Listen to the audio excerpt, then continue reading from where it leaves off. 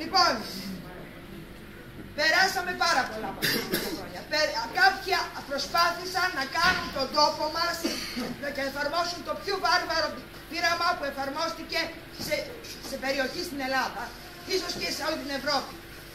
Με τα δόγματα επενδύσεις χωρίς κόστος, με την κρατική καταστολή, με την εισβολή με μάτι στα χωριά μας, με την εισβολή στα σπίτια μας, με τη φυλάκιση των ανθρώπων μας, των συγχωριανών μας. Σταθήκαμε όμως όρθιοι. Σταθήκαμε όρθιοι και τώρα ήρθε η ώρα της δικαίωσής μας. Ο ΣΥΡΙΖΑ στις 26 του μήνα σταματάει τη μονοκαλλιέργεια των μεταλλίων στην περιοχή μας. Γιατί σταματάει προς όφελος όλης της κοινωνίας. Και αυτών που ήταν ενάντια σε αυτήν και αυτών οι οποίοι ήταν υπέρ σε αυτήν, που είχαν διαφορετική άποψη. Είναι υπέρ όλων μας το να σταματήσει η μονοκαλλιέργεια των μεταλλίων. Προχθές, πριν από μια εβδομάδα στην Ιερισσό, έγινε μια παρουσίαση από το τμήμα περιβάλλοντος του ΣΥΡΙΖΑ και θα ήθελα πάρα πολύ να ερχότανε και τα σωματεία εκεί να ακούσουνε πώς θα γίνει αυτή η διαδικασία.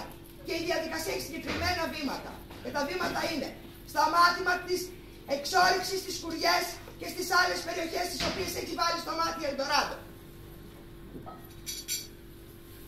Αποχαρακτηρισμός της περιοχής από μεταλλευτική. Σταδιακή, φθήνουσα, η παλιά δραστηριότητα θα παραμείνει ανοιχτή. Γιατί το ξέρουμε και εμείς πολύ καλά και το έχουμε πει πάρα πολλές φορές ότι δεν μπορούμε την άλλη μέρα να κλείσουμε ούτε το Μοντεβλάκο ούτε την Ολυμπιάδα. Τα περιβαλλοντικά προβλήματα θα είναι πάρα πολλά. Και εξάλλου από εκεί μπορούμε να πάρει το ελληνικό δημόσιο όλα αυτά που χρειάζεται για να προχωρήσει παράλληλα και η αποκατάσταση της περιοχής. Στη συνέχεια παρουσιάστηκε ένα πλαίσιο από δράσεις οι οποίες θα γίνουν είτε μέσω ευρωπαϊκών προγραμμάτων, είτε από δημόσιες επενδύσεις, είτε από το ίδιο το κράτος, με το οποίο θα γίνει μια διαφορετική προσέγγιση της περιοχής, η οποία θα αρμόζει μια διαφορετική παραγωγική ανασυγκρότηση, η οποία θα αρμόζει στα πλεονεκτήματα της περιοχής μας, στα συγκριτικά πλεονεκτήματα, που είναι το φυσικό περιβάλλον, που είναι και ο πολιτισμός της και η ιστορία της. Δεν θα μείνουν άνεργοι οι άνθρωποι οι οποίοι αυτή τη στιγμή δουλεύουν στα μεταλλεία. Γι' αυτό έχει δεσμευτεί και ο πρόεδρος Αλέξης ο Τσίπρας, έχει δεσμευτεί μπροστά στον Δήμαρχο, τον Γιάννη τον Μίχος και τους αντιδημάρχους και είπε ότι η περιοχή της βορειοανατολικής Χαλκιδικής, αυτή η περιοχή που έγινε πείραμα για τους νεοφιλελεύθερους, για μας θα γίνει ένα πιλωτικό πρόγραμμα.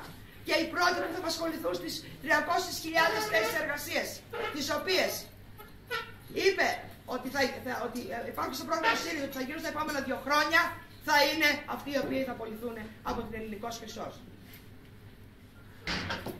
Γιατί η αριστερά δεν αφήνει κανένα κομμάτι της κοινωνίας στον δρόμο. Το έχουμε αποδείξει με τους αγώνες μας τα τελευταία χρόνια. Ήμασταν δίπλα στους απολυμμένους σχολικούς φύλακες, δίπλα στους απολυμμένους της Coca-Cola, δίπλα στις απολυμμένες καθαρίστριες. Ήμασταν δίπλα σε οποιοδήποτε τους στερούσαν το δικαίωμα στη δουλειά. Εδώ όμως έχουμε να κάνουμε με πολύ μεγάλα πράγματα.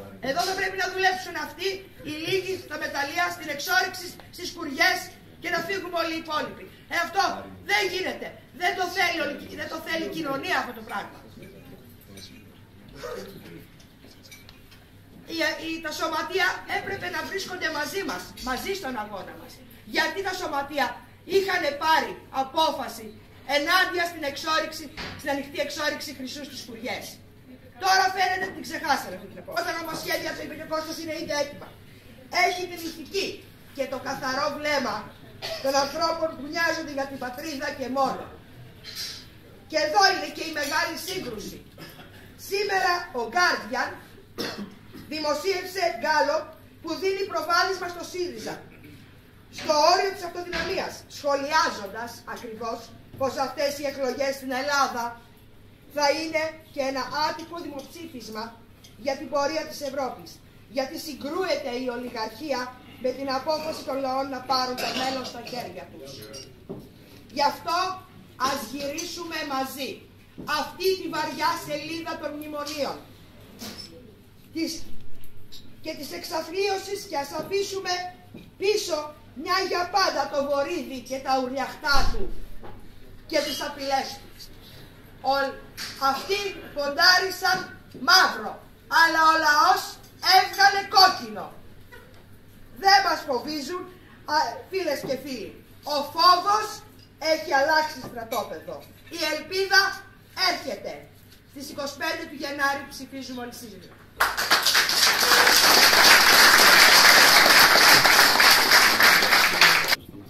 Επειδή είμαστε αυτή τη στιγμή η κορυφή από τα βαρέα πηγινά επαγγέλματα και τα πιο επικίνδυνα, ατυχήματα έχουμε καθημερινά.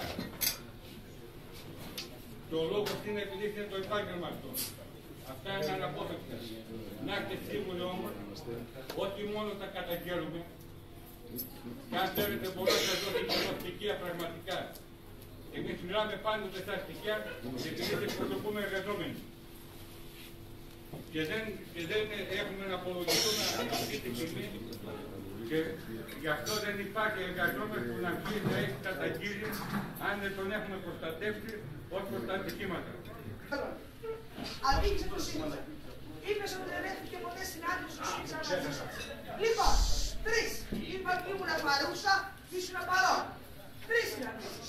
Μία με τον πρόεδρο το 11. Με τον πρόεδρο το 11 εδώ στη Μεγάλη Παναγιά. Μία το 13 ήτανε με την Δέσποινα τη Χαραλαμπίδου και τον Τάσο του Κουράκη στη Θεσσαλονίκη. Και μία στην Αθήνα μέσα στα γραφεία του ΣΥΡΙΖΑ στη Βουλή. Το 13 με τον Δημήτρη τον Στρατούλη, υπεύθυνο εργατικής πολιτικής του ΣΥΡΙΖΑ. Και έχουμε σήμερα. Και τις 3 φορές. Και έχουμε σήμερα το 15. Και τις 3 φορές, Χρήστο, σας βάλαμε. Και τις 3 φορές σας βάλαμε το ίδιο θέμα. Πείτε μας εσείς εργασιακά προβλήματα. Δεν έχετε. Αρνιόσασταν να απαντήσετε. Χρήστο, έχω στοιχεία ότι μέσα σε 2 μήνες είχατε 15 εργατικά ατυχήματα και μάλιστα σοβαρά. Θα καταγγείλατε το σωματείο. Για να πω.